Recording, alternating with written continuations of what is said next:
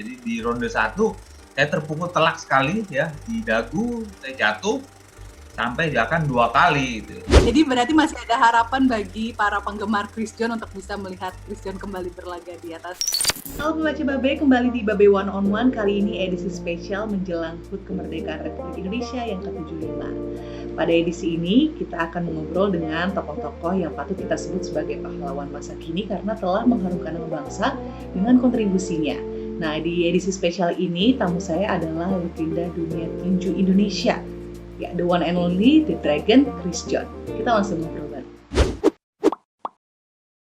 Halo Chris John, selamat datang. Terima kasih sudah bergabung. Ini kebanggaan banget saya bisa mewawancarai seorang legenda dunia tinju. Gimana kabarnya saat ini? Oh, baik. Kabar baik. Nah, ini iya, di yang spesial ini pengen ngobrol-ngobrol dengan Chris John gitu. Bagaimana sih karirnya seperti apa? Karena kita memang lagi meng-highlight orang-orang yang memiliki jasa gitu, misalnya pahlawan ya, khususnya di hari 17 Agustus, hari kemerdekaan Indonesia ini. Nah, Chris John ini kan memulai karir dengan julukan Tin Man ya. Lalu kemudian berubah menjadi The Dragon. Itu perbedaannya besar sekali tuh, dari Tin Man menjadi The Dragon. Apa sih alasannya dibaliknya? Ya sebenarnya cuma julukan ya. Jadi kan awal-awal kan waktu saya berkarir di profesional saya belum punya julukan, ya kan. Lama-lama akhirnya ada satu wartawan olahraga ya, lebih khusus tinju, Bung Jeffrey waktu itu bilang, wah ini kayaknya kamu udah harus punya julukan nih katanya. Wah apa ya, saya juga belum kepikir apa julukan saya. Terus dia ada saranin, kayaknya Indonesian Tin Man oke nih, kan kamu kurus katanya. Ya udah deh, daripada nggak ada julukan kan, makanya ya udah Indonesian Tin Man. Ya kemudian ya lambat laun saya berprestasi bagus ya. Terus akhirnya di 2003 ya saya juara dunia.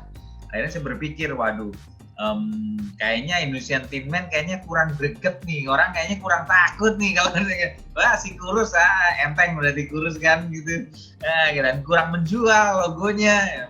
Makanya saya berpikir apa yang cocok. Terus kebetulan kan memang saya ayah keturunan Chinese ya, di mitologi Chinese naga adalah mungkin ya hewan dewa perkasa gitu, dan mungkin logonya cukup bagus kalau kita mau tampilin gitu. Makanya saya pikir Dragon ini belum ada yang pakai juga nih, boleh juga nih saya pakai The Dragon gitu. Di tahun 2003 ini menjadi momen emas bagi Chris John karena berhasil merebut gelar juara WBA di dunia tinju.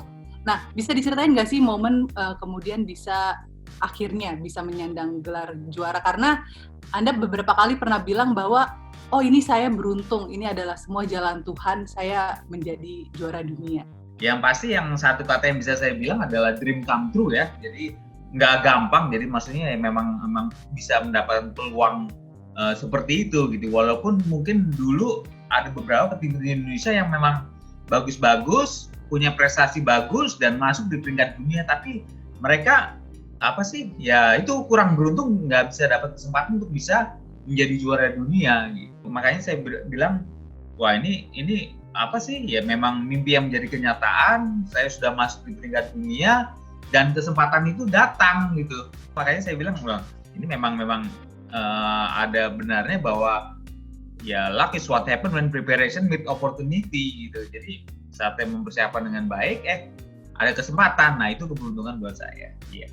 Nah, selanjutnya setelah waktu itu mengalahkan Oscar Leon gitu, Anda menyebut predikat Super Champion ya. Waktu itu sudah 18 kali menyandang gelar juara ya. Dipertahankan hanya butuh 10 kali kalau tidak salah. Betul ya. Jadi Super Champion itu seorang petinju yang sudah menjadi juara dunia WBA reguler ya selama 10 hari berturut-turut, diberi satu dari badan tinju WBA itu penghargaan lebih sebagai Super Champion gitu.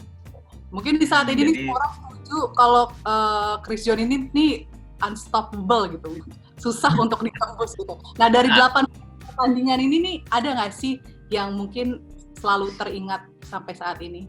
Iya, pastinya waktu mempertahankan gelar lawan Derek Gainer.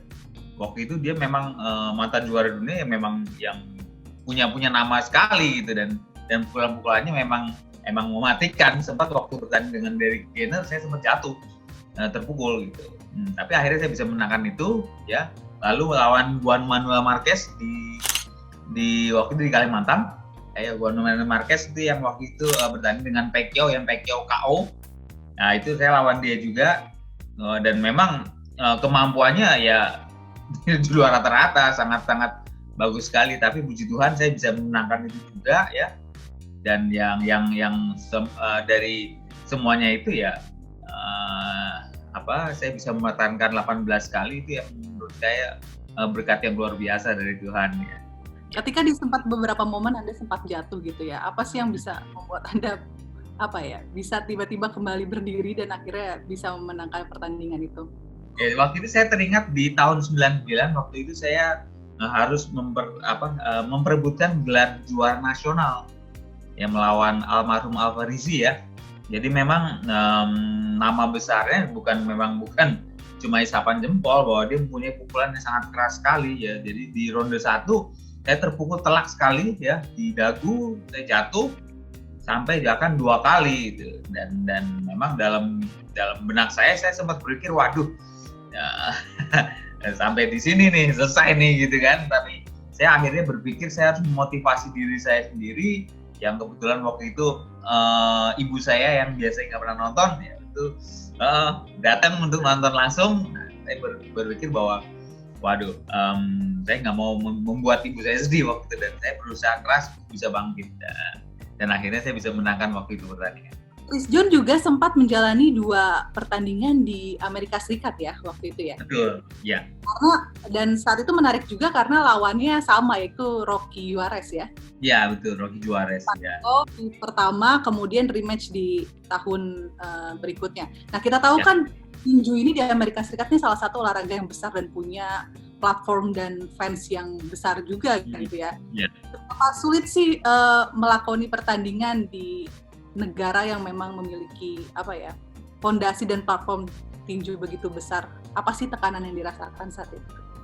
Ya mungkin lebih ke tekanan dari penonton atau dari audiens yang luar biasa lebih banyak, atau tribunnya yang memang jauh lebih mewah, pokoknya yang lebih dari segala-galanya. Karena itu pengalaman pertama ya, waktu itu saya harus bertanding pertama kali di Texas ya, waktu itu lawan Rocky Juarez yang sebetulnya ya mungkin harusnya saya menang, tapi ya menurut mereka, menurut promotor, menurut matchmaker bahwa pertandingan itu layak untuk diulang lagi. Makanya ya akhirnya nggak tahu itu alasan mereka atau gimana, karena memang waktu itu kan bertanding di rumahnya, hometownnya si Rocky Juarez waktu itu ya. Akhirnya ya udah, mereka menjanjikan kita akan adakan lagi di Las Vegas. Ya akhirnya waktu itu bisa menangkan.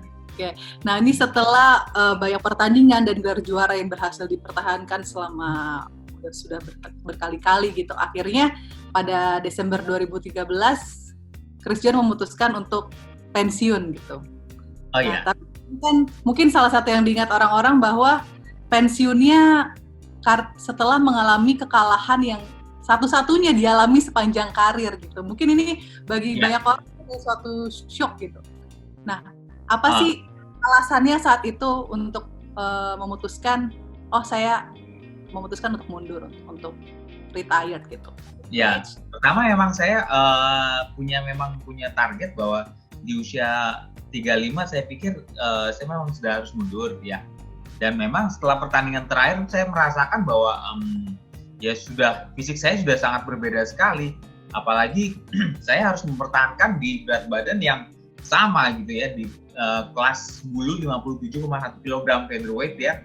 Dan itu yang buat saya juga sangat-sangat berat sekali untuk bisa bertahan di berat badan itu. Dan ya salah satu yang membuat saya berpikir waduh, saya berat untuk bisa bertahan terus mempertahankan berat badan ini ya, berat badan itu di kelas yang sama, dan memang fisik yang sudah tidak menunjang juga untuk melawan petinju level dunia ya, yang kemampuannya kurang lebih sama tapi dengan mungkin usia yang lebih muda ya, fisik dan stamina yang lebih baik. Saya pikir agak berat juga menurut saya.